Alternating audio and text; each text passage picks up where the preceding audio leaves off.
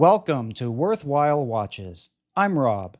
Being a big fan of Jody and his channel Just One More Watch, I was very interested when the Erebus Origin was announced, but the 41mm size sort of put me off of ordering one. But when the 38mm was announced, I jumped on it. And now that I have one, did I make the right choice? Let's talk about it. First of all, the Erebus Origin comes in a very nice zipper pouch. There's space for two watches, and it would make a great little travel box. It's nice to get such a useful box with it rather than just another box that'll end up stacked up in the closet. Onto the watch itself. I chose the black model with matte ceramic bezel. I know with all the bright colored options, it's the boring choice, but I really like the black and red color scheme, and this will be a very versatile color that I'm likely to wear a lot. This is actually a 38.5mm watch. I find that measurement to be pretty much spot on. The bezel itself measures 38.2mm in diameter. I measure the lug to lug at 44.2mm, but if you include the end links, that will push it out to just over 49mm. But with the case curvature, this really shouldn't be much of an issue for most wrists. I measure the thickness at 12.6mm and the lug width is 20mm. The quick release end links will make for very quick and easy strap changes. The weight with all links included is 151 grams. Sized for my 6 3/4 inch wrist, the weight is 148.6 grams.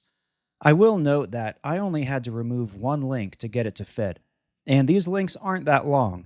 So if you do have a large wrist, you might need extra links, though the 41mm version would probably be a better fit if that's the case. Just something to be aware of.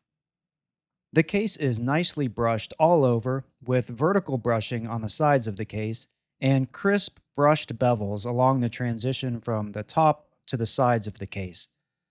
Those bevels, along with the crown guards, give the case a modern angular appearance that gives it a nice stance on the wrist.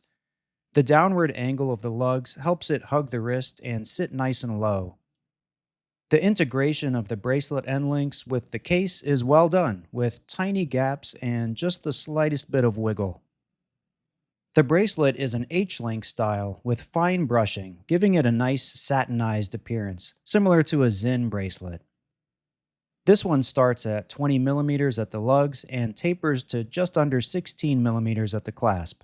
The clasp itself is 18mm. The clasp is all milled and appears to be very nice quality. It's brushed and branded with an Erebus logo.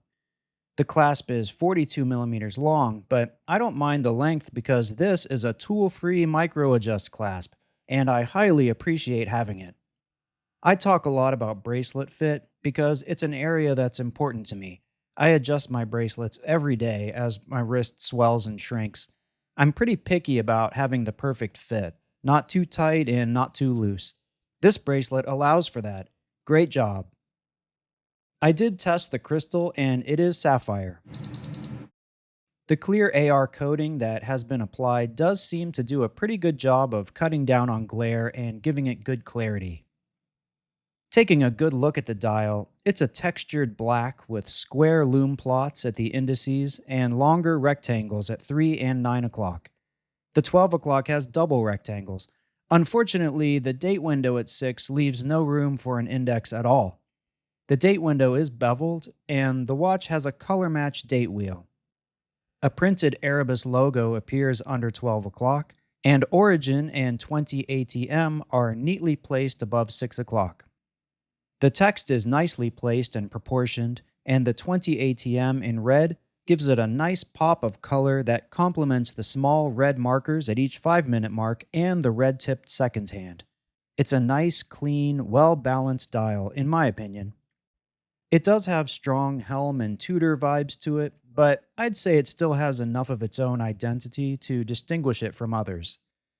The hands are wide and substantial, but nicely proportioned with the dial.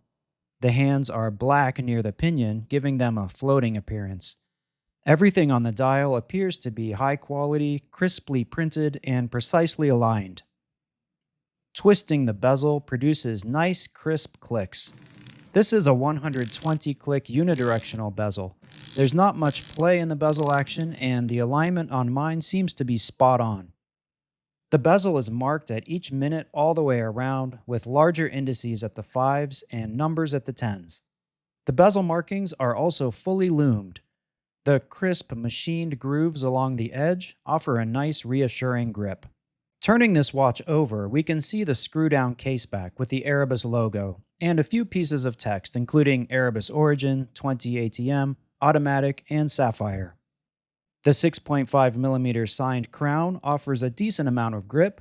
Even though the crown is nestled into those crown guards, it's still pretty easy to get a good grip on it. Setting the time and date is nice and smooth on mine. Inside the Erebus Origin is the good old Seiko NH35.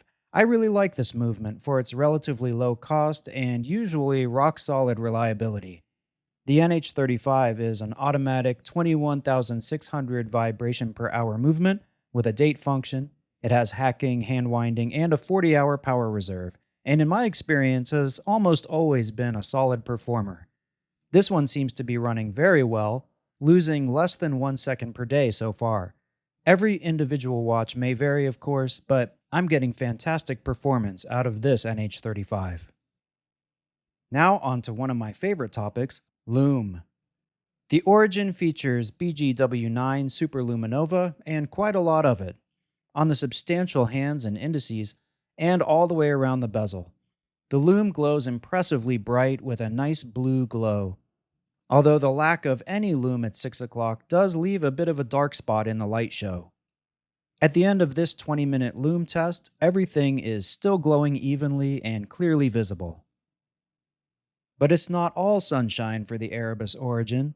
That's right, the time has come for the moans and, well, actually I'm going to call it the groans and nitpicks section.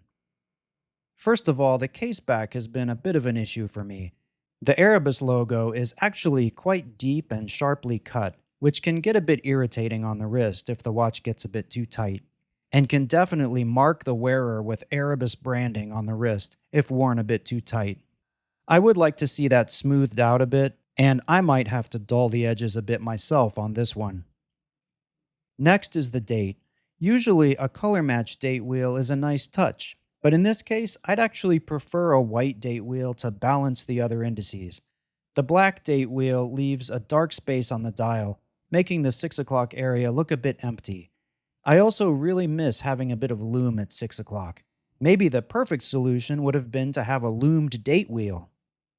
This is more of a warning than a nitpick, but if you get one of these, be sure to tighten all the bracelet screws.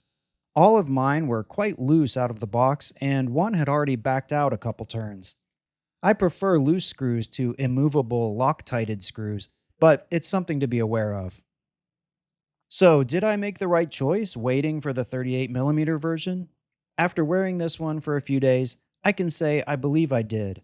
I find myself gravitating to the smaller watches in my collection these days, and while I could probably have pulled off the 41mm, this one is just a more comfortable size for me, and a watch I'll wear more often as a result. I really like how this watch sits on the wrist, and the proportions of the case, dial, and bezel, but I can also see why the 41mm would be a better choice for those with a bit larger wrists. Even though the staggering amount of choice Erebus gives us can be a bit daunting at times, like trying to choose between the 12 different amazing dials of the Ascent, it also means that they have something to offer just about everyone, and I really appreciate the choice that Erebus brings us. I have to say that Jody and Steven have done a great job of putting together a watch that focuses on what's actually important to the wearer while keeping the price very reasonable. Now that I've finally experienced the Origin, I'd say it's definitely a worthwhile watch, and now I'm even more excited to get a hold of the Ascent, hopefully in just a couple of months. Until then, I'm sure I'll be wearing this Origin often. But what do you think of this watch? Do you have an Origin? If so, how do you like it? Let me know in the comments. Thanks again for watching, and no matter what size watch you have on your wrist, make your day worthwhile.